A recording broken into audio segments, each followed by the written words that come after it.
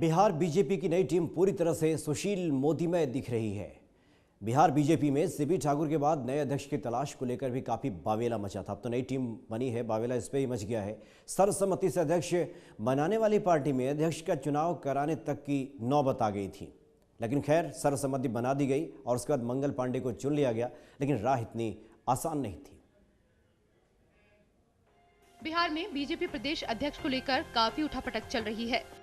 कभी सर्वानुमति से अध्यक्ष का चुनाव करने वाली बिहार बीजेपी में नए अध्यक्ष के लिए चुनाव की नौबत तक दिखने लगी। अध्यक्ष पद के दौर में कई दिग्गज बीजेपी नेताओं के नाम आए। इसमें मौजूदा अध्यक्ष मंगल पांडे, सीपी ठाकुर, स्वास्थ्य मंत्री अश्विनी कुमार चौबे, पीएचईडी मंत्री चंद्र मोहन राय, ढाका से कई बार विधायक रह चुके अवनीश कुमार सिंह और विनोदानंद झा के नाम भी खूब उछाले गए। स्वास्थ्य मंत्री अश्विनी कुमार चौबे ने खुद को अध्यक्ष पद की रेस से अलग कर दिया, तो वहीं पीएचईडी मंत्री चंद्र मोहन राय ने खराब स्वास्थ्य का हवाला देकर इस दौर से वो अलग हो गए। अवनीश कुमार सिंह ने अध्यक्ष पद के लिए अपनी दावेदारी पेश की और तत्कालीन बीजेपी अध्यक्ष नितिन गडकरी को भी पत्र लिखा था, लेकिन बीजेपी ने उनकी उम्मीदवारी को तवज्जो नहीं दी। अब बिहार बीजेपी अध्यक्ष पद को लेकर दो नाम ही आगे थे, सीपी ठाकुर और मंगल पांडे। मंगल पांडे उप मुख्यमंत्री सुशील कुमार मोदी के करीबी माने जाते हैं। ऐसे में सीपी ठाकुर ये नहीं चाहते थे कि मंगल पांडे प्रदेश बीजेपी के अध्यक्ष बने। वैसे भी मंगल पांडे सीपी ठाकुर से काफी जूनियर हैं।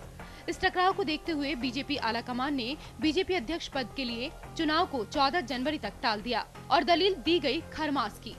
इसके बाद ये तय हुआ कि 16 जनवरी को अध्यक्ष पद के लिए नामांकन होगा और 18 जनवरी को जरूरी हुआ तो चुनाव होगा। बीजेपी आलाकमान ने इस चुनाव के लिए आरती मेहरा को केंद्रीय पर्यवेक्षक नियुक्त किया। प्रदेश प्रभारी समेत कई आला नेता पटना पहुंचे और बताया कि सीपी ठाकुर को मना लिया गया है। नामांकन के दौरान सिर्फ मंगल पांडे ने ही अध्यक्ष पद के लिए नामांकन किया। इस दौरान सीपी ठाकुर, अश्विनी चौबे समेत कई बड़े नेता मंगल पांडे के नामांकन के दौरान अनुपस्थित रहे। इस तरह तय हो गया कि अब मंगल पांडे ही प्रदेश बीजेपी के नए अध्यक्ष बनेंगे और 18 जनवरी को पटना के रविंद्र भवन में इसका औपचारिक ऐलान किया जाएगा और प्रदेश बीजेपी की कमान मंगल पांडे को सौंप दी जाएगी। लेकिन इसके बाद भी बिहार बीजेपी में विवाद अभी भी जारी है। ब्यूरो रिपोर्ट, साधना न्यूज। 18 जनवरी को सर्वसम्मति से ये कोशिश किया गया, सर्वसम्मति से बना दिया गया मंगल पांडे को अध्यक्ष।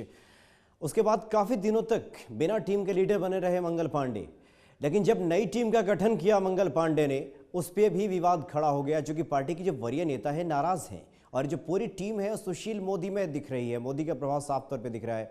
क्यों ना दिखे, क्योंकि प्रभाव तो मंगल पांडे पे भी दिखा। मंगल पांडे के बारे में कहा गया वो कि मोदी के साये में रहने वाले पनपे हुए नेता हैं, तो उनकी टीम पे तो असर खास तौर पे दिखना ही था और ऐसा हो भी रहा है। तो गतिरोध लगातार बना हुआ है और इस वक्त हमारे साथ हमारे संवाददाता इंद्राज फोन लाइन पे जुड़ चुके हैं। इंद्राज, जो पूरी कहानी सामने आ रही है बिहार बीजेपी की, यानी 4 जनवरी से लेकर अब तक का समय सर्वसम्मति बनाने का प्रयास किया गया, मंगल पांडे को अध्यक्ष बना दिया गया, काफ़ी दिनों तक टीम का गठन नहीं हुआ। अब टीम का गठन हुआ है तो जो वरीय नेता हैं वो नाराज हैं। तो ये कहा जा सकता है कि बिहार बीजेपी में जो चल रहा था उसको देखते हुए तो कहा ही जा रहा था कि ऐसा होना ही था और यही हुआ। इसमें कोई आश्चर्य की बात नहीं है। इंद्राज, आप सुन रहे हैं हमें? एक बार फिर से हम जोड़ने का प्रयास करेंगे। मंगल पांडे की टीम को लेकर घमासान मचा हुआ है और इस वक्त हमारे साथ BJP MLC Rajneesh Kumar ji phone line पे जुड़ चुके हैं। रजनीश जी, हम आपसे जानना चाहेंगे, ये जो गतिरोध था लगातार बनता हुआ दिख रहा है 4 जनवरी से, यानी अध्यक्ष के चुनाव को लेकर नई टीम का गठन में काफ़ी विलंब हुआ। नई टीम का गठन हुआ भी तो सीपी ठाकुर जैसे नेता काफ़ी नाराज दिख रहे हैं। ये गतिरोध बना हुआ है, क्या आप इस बात को मानेंगे? देखिए, थोड़ा सा तो हुआ है। बड़े नेतृत्व में इस बात का लेकर के डॉक्टर साहब या और जो भी लोग हैं उसमें है जी, लेकिन अब भारतीय जनता पार्टी लोकतांत्रिक पार्टी है। यहाँ कार्यकर्ताओं को, नेताओं को अपनी बात रखने का पूरा छूट है और कहीं अगर कुछ है तो लोग अपनी बात को रख रहे हैं। रजनीश जी, आप कह रहे हैं लोकतांत्रिक पार्टी है भारतीय जनता पार्टी, कार्यकर्ताओं को बात रखने का मौका दिया जाता है।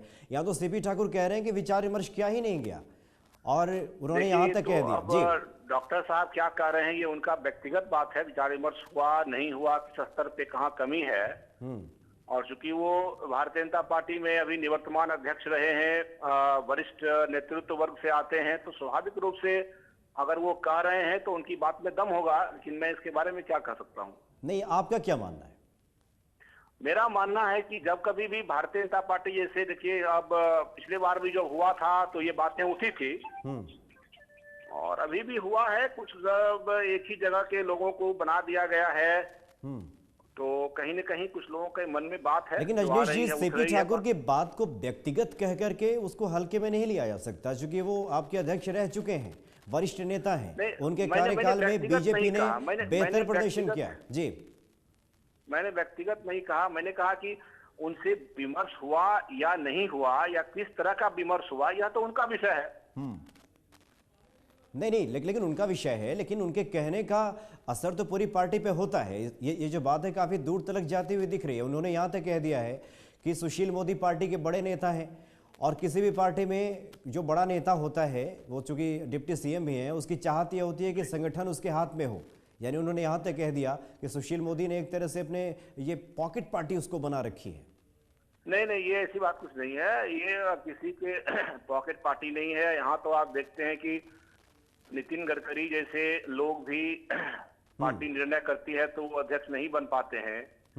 संजय जोशी जैसे लोग पार्टी से निकाल दिए जाते हैं।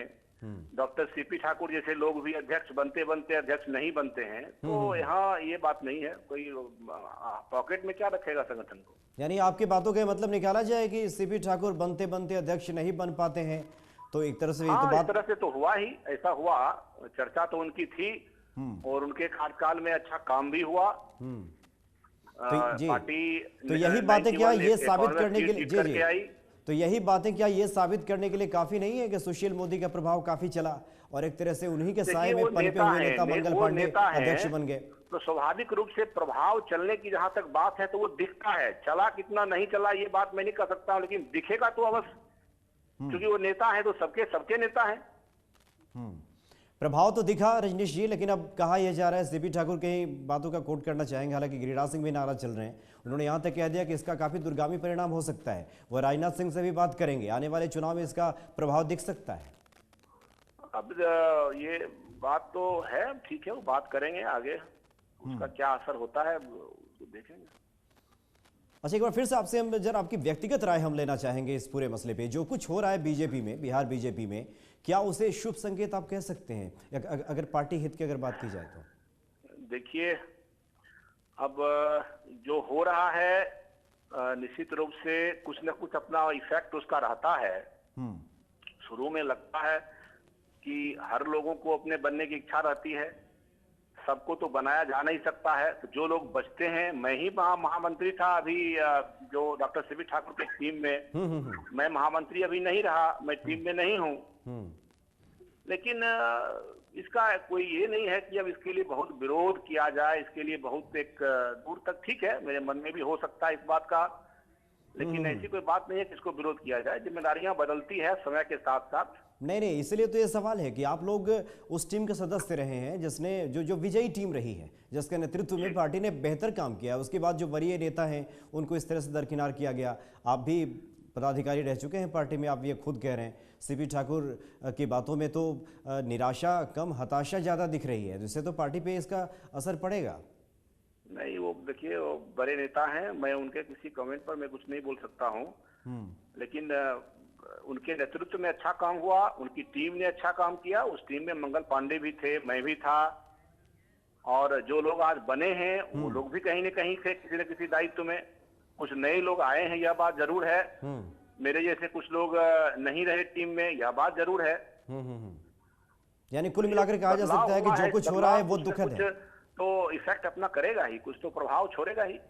चलिए, शुक्रिया आपका रजनीश कुमार जी, एमएल से बीजेपी हमसे जुड़ने के लिए बहुत बहुत शुक्रिया आपका। तो फिलहाल जो स्थिति दिख रही है बिहार बीजेपी में, उसके शुभ संकेत तो कतई नहीं दिख रहे हैं, क्योंकि जिस तरह की बातें दिख रही हैं लगातार, पहले तो अध्यक्ष बनने को लेकर, सर्वसम्मति बनाने को लेकर जिस तरह की चर्चाओं का बाजार गर्म रहा, जिस तरह से खींचतान चली, नई टीम का गठन हुआ है, खींचतान फिर इस तरह से जारी है, तो बीजेपी के लिहाज से ये बातें सही और शुभ तो कतई नहीं कही जा सकती, जो कि सीपी ठाकुर जैसे सरीखे नेता नाराज चल रहे हैं। हमारे इस खास पेशकश में फिलहाल इतना ही। आप देखते रहिए साधना न्यूज़। नमस्कार।